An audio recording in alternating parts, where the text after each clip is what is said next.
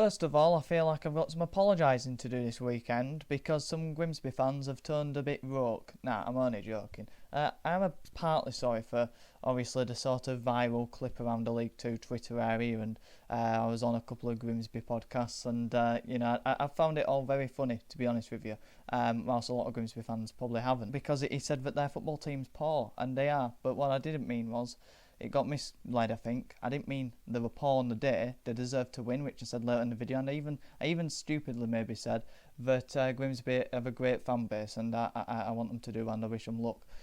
So I wasn't so one-sided like it seemed. But yes, on a Bradford City video after a Bradford City game, this is more general League 2. When I talk about Grimsby v Bradford City, I'll be praising Grimsby more, criticising Bradford City less, because it's more general. Whereas 1 minute after a match is finished, I go on and I'm going to be criticising Bradford City more than I'm praising Grimsby. But like I say, it made me laugh, a lot of the comments across Twitter and my own YouTube channel as well. So and thank you for the algorithm boost as well. But they were the better team on the day, Grimsby. Like I'll go on to say. But the one thing I did see about the goal was their second goal. I'll say on here, brilliant move, really well constructed move. You could see how organised they were. That it was their second goal. I think it was Van Forsum who scored it. It might have been Danny Rose. Either way, one of those players bullied Kieran Kelly down their side. We had 2 or 3 good opportunities to win the ball off Grimsby whilst they were playing out from the back, where we pressed them quite well, and that's what we like to do as Bradford City. We like to smother teams in their corners and try and make them go long. They didn't do that. They played from there, but we did bottle a couple of tackles, and from a Bradford City fan point, I'm going to pick up on that more than I am Grimsby's really good passing play, which they had in that sort of area. They worked it down their right hand side, played a lovely chip ball into, I do believe it was Danny Rose who bullied Kieran Kelly, and it meant for our centre backs how we like to press up. They were caught out in transition. They moved it well in behind our defence, and then I think it was Van Forsum cut inside a lovely fake shot which sold Neil Byrne again from a sitting pop fan point. I'm going to be talking about how poor Neil Byrne were in that situation to get done by that, but a good move from Grimsby and a good goal. But defensively we were absolutely shocking as well throughout the game, and it should have been more for Grimsby.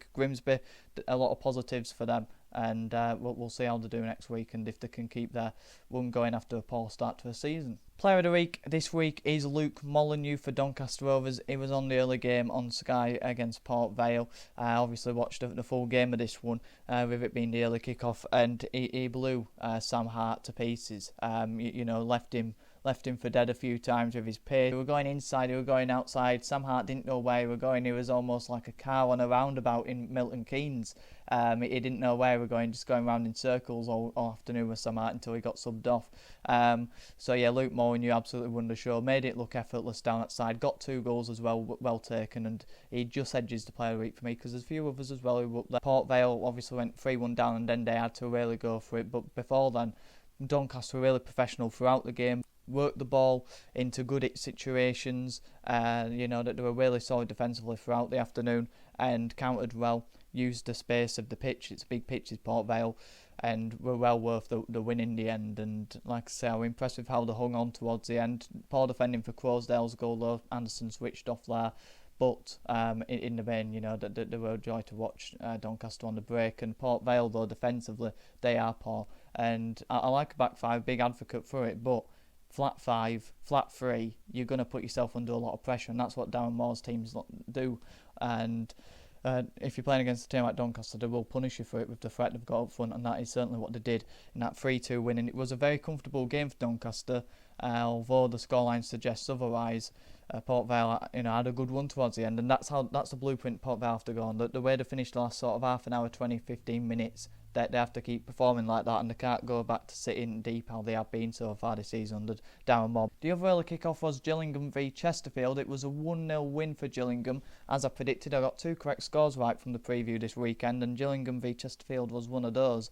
Basically went how I'd thought it go, although it was a much more entertaining game before the red card of Max Amer. The first yellow card, I think it was probably just a yellow, though maybe harsh, but it was quite clumsy from him to give away the free kick in that situation. And the second yellow card, I've seen a few Gillingham fans complain about it in the stands. I don't know how they feel about it now. If you support any team, let me know, match summary of how you thought your game went this weekend in the comments down below. But Gillingham fans definitely weren't happy with that, but I couldn't see anything from 3-4 of the replays that I saw of it breaking it down. It looked like the Chesterfield man just tripped it over him, and it was quite naive and clumsy of him to dive in like that, and it nearly cost him the game for Gillingham. But they hung on, they were resolute, brave, organised, bodies on the line defensively. Chesterfield, though, they hit the bar 3 times. Berry caused them problems all afternoon, but they couldn't put the ball in the back of the net, and Gillingham, that'll be one of many 1-0s they get this season. Next up, we've got goal of the week. 1 of 2 for David McGoldrick against Swindon,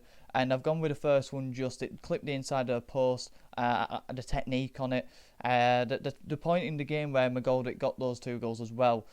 The first point were a completely different one, where they were dominating and they had great momentum 10 minutes leading up to the goal. Notts County, where they were probing and they got that goal. And then the second one, they didn't have a chance for ages, and they were having to soak up pressure, and even the Notts County commentators were saying we'd take a point at this point in the game, and I'm sure Notts County fans would have in the stands as well, because Swindon were really piling the pressure on. Then out of nowhere, McGoldrick gets his shot off and it flies into a back of a net. That could have got it, but I just think the technique for the first one just edges it for me. He was fantastic on the day, just for popping up when it mattered, and that's what a player like McGoldrick will do. And a few of the other creative players didn't quite create enough for Notts County for all the ball they had. They couldn't really get it forward. Swindon really well organised, got the press inch perfect in times throughout the game, and I felt sorry for them in a way, because they couldn't have done much more apart from the final ball, the final shot. Just that final end product they were lacking throughout the game, and if they had that, it could have been a different story. But that's why Notts County are up there for many teams. They've got the players to get them out of trouble, and I must say defensively they were really gritty and really resolute, which I haven't always said, and no one's really said of Notts County since they've come up from the National League. Wonder blunder then comes from Morecambe v Newport. Well, 1-0 win for Newport. It came from a poor error from Stuart Morph, the goalkeeper for Morecambe. Miskick clearance went up against a Newport man and he tapped it into an open goal. Really good pressing though, and that's something that teams will target now against Morecambe. I must say Newport really hung on in that game. Really, I've said it a lot, and this is what you get from League 2 defences. Resolute, hard to break down. They were brave, there were bodies on the line, last flicked on headers. They were organised, they were gritty, and Newport, they are going to be a tough team to beat this season, and I probably have been one of many to underestimate them. And for the final score that I predicted right on Thursday, it's Walsall 2, Cheltenham 1. Now, George Miller's off the mark for Cheltenham. It was a really nice intricate goal towards the later stages of the game for Cheltenham, but they didn't create much before or after then, and that's something that we're seeing a lot from Cheltenham this season. Lack of creativity from that first game of the season against Grimsby, where it were 3-2. That's something I do worry about from them, and the goals they conceded.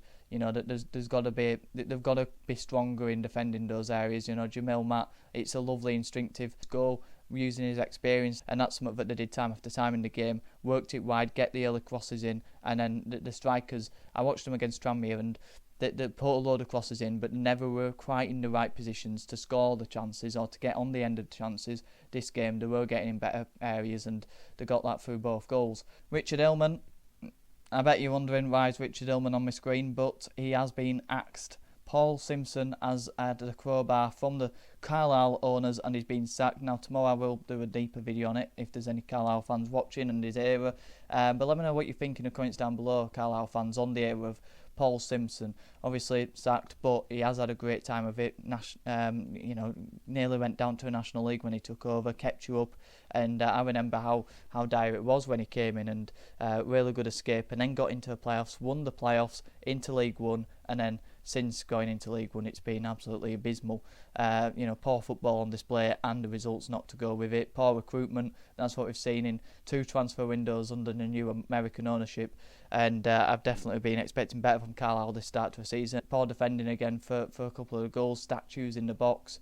Obviously Omari Patrick, it's a worldie of a finish, but his first goal, got to close him down, got to stop that shot from getting off, and you could say the same for the second as well. For Carlisle's goal, I mean, it seemed weird to say this, but there were statues in the box of Tranmere as well, allowing the shot to get off too easily. Not something I see from Tranmere too often. They're really tight, really good pressing team, and don't allow shots and crosses to get into a box far too often, and when they do, they're really good at dealing with it and getting out quick.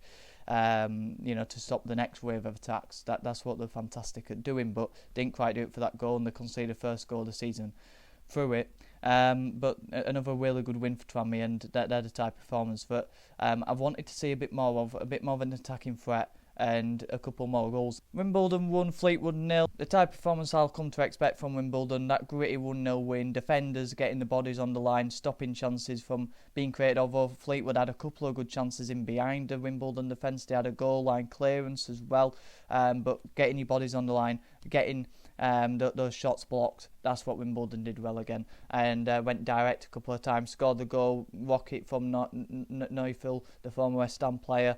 Not likely to see him scoring, but a really good strike there, fierce strike through the Fleetwood defence, and that was the only goal in the game. Wimbledon had a few good chances away from that, probably were the better side, could have scored maybe another couple of goals with the chances they had, but another good win, another 1-0, and 3 wins out of 4 now for Wimbledon. Cause for concern with Bromley. Now I do want to do this every week, but you probably can't, but cause for concern, just thinking about it now with Bromley. They won the first 2, lost the last 2 games, and the momentum were high after those first 2. The last 2, you did wonder how they're going to react losing to Bradford City, with 10 men. This next game, They played well in parts. When they went 1-0 up, they didn't sit back on that. They tried playing how they did.